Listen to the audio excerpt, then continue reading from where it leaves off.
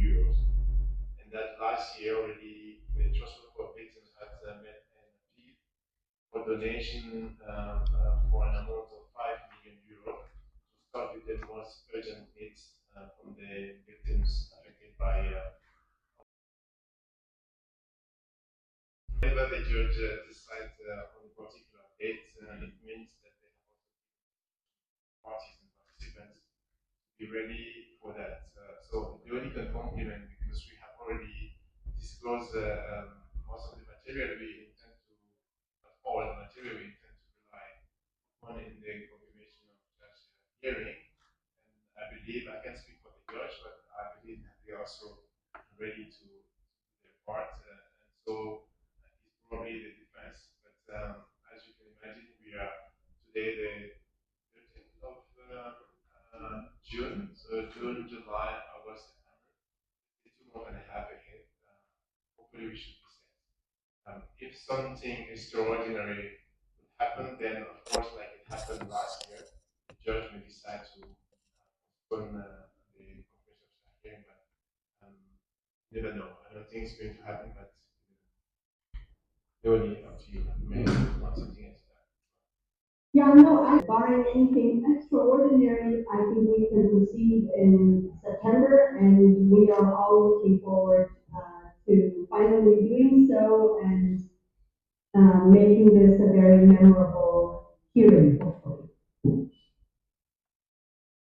I'm looking forward to September, and I'm looking forward even more afterwards to come back to Uganda and hopefully be able to engage with all of you on the results of the judicial decision on the confirmation of charges. So that should be then, if we go ahead in September, that should be November, December, we should be able to results again. 36 counts. So when you did the confirmation brief and amended, did the charges increase?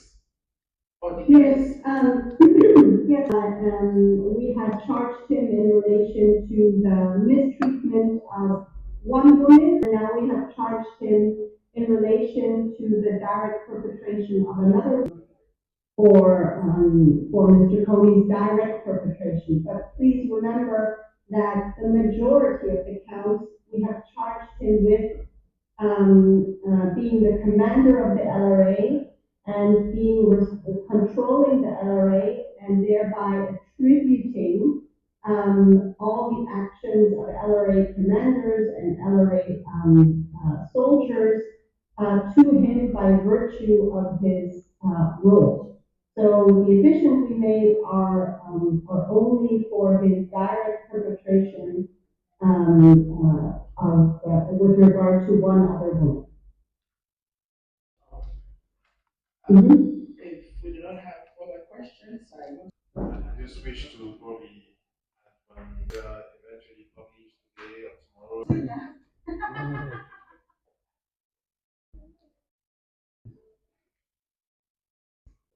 So why can you have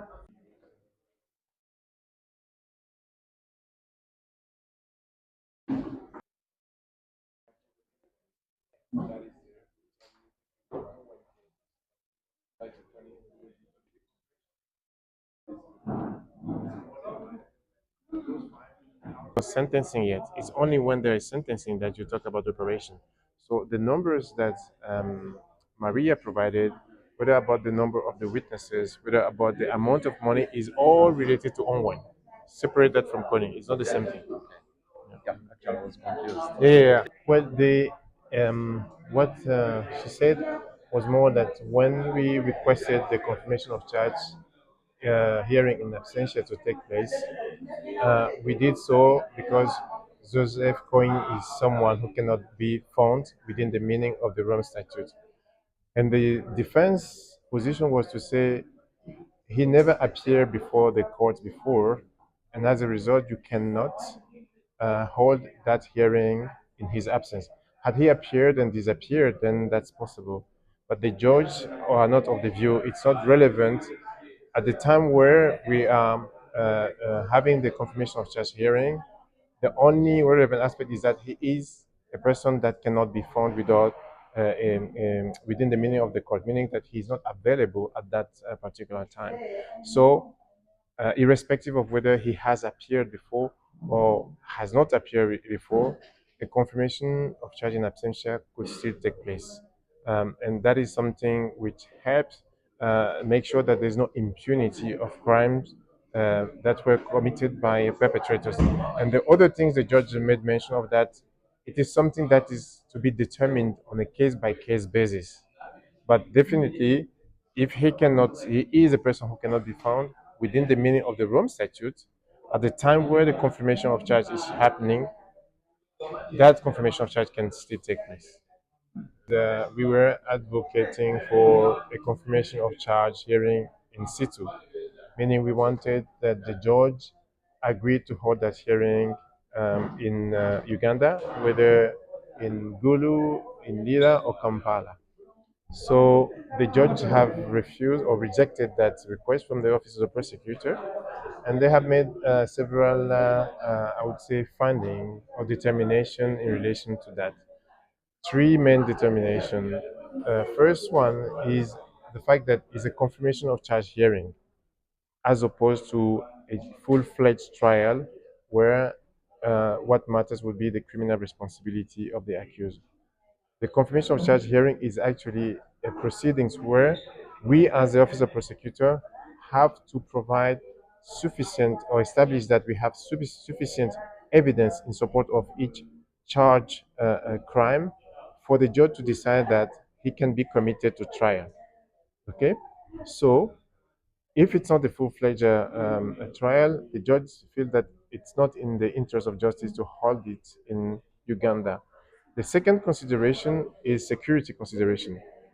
Security consideration, the judge were of the view that in the current context where the court is being targeted, where elected officials are being threatened of sanction and others, where there are cyber attacks against the court, it is more challenging to administer justice by moving part of the court in the field or in Uganda, because we are more vulnerable to attack as opposed to if they were to sit and administer justice from the Hague in this current context.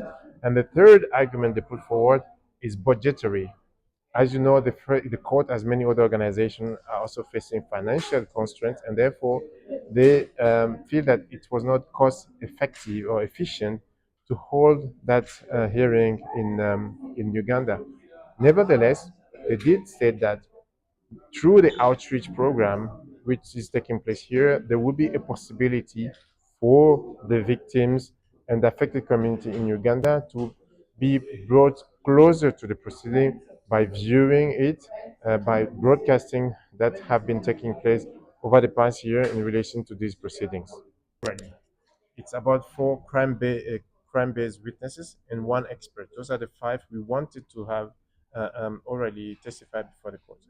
And the position of the judge was to say confirmation of charges hearing by the nature and scope is limited, because we just have to adduce evidence for the judge to determine whether that is sufficient for the perpetrator or the suspect to be committed to trial. They have also considered that in the context of a confirmation of charge hearing, the office of the prosecutor has to establish that the live testimony cannot be substituted by evidentiary, documentary evidence or written statement or summary evidence.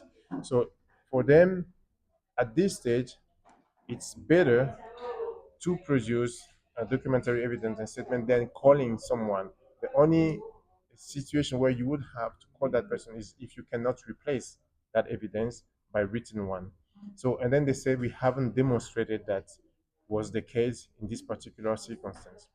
So for them, the position is to say it is for them as a judge to decide how the confirmation of charge should be conducted, and it's on a case-by-case basis that they would decide whether to call witnesses to testify live. The third is the recent decision in appeals, which I was just explaining to your colleague, about the fact that the judge have rejected a defense appeals of a decision to conduct the confirmation of charge hearing in absentia. And the position of the defense was to say that since Kony never appeared before the ICC court, the ICC judge, then the confirmation of charge hearing cannot take place in his absence. And the judge have determined that it's not relevant that he has appeared or hasn't appeared before. What is relevant is that at the time where the hearing is taking place, he is a person that cannot be found within the meaning of the Rome Statute. The judges would have to make a decision on a case-by-case basis based on the circumstances to determine whether a confirmation of charge in absentia can take place. And this is, of course, valid for the Kony case, but it can be valid for other trial or other cases in the future. Hearing in situ, meaning in Uganda, whether in Kampala, Lira, or Gulu. And we had advocated for that, but the judge have rejected it. And three consideration is just confirmation of charge hearing difficult and challenging and risky to conduct those hearing that hearing in Uganda. And third is budgetary reasons, because we have to take into account that there is navigating challenging circumstances in terms of budget. Therefore, we need to be cost effective or cost efficient. I would have to check how many witnesses we intend to rely upon. Don't have it in mind now. Okay. And commanders committing crimes in several locations against the victims or the civilian population.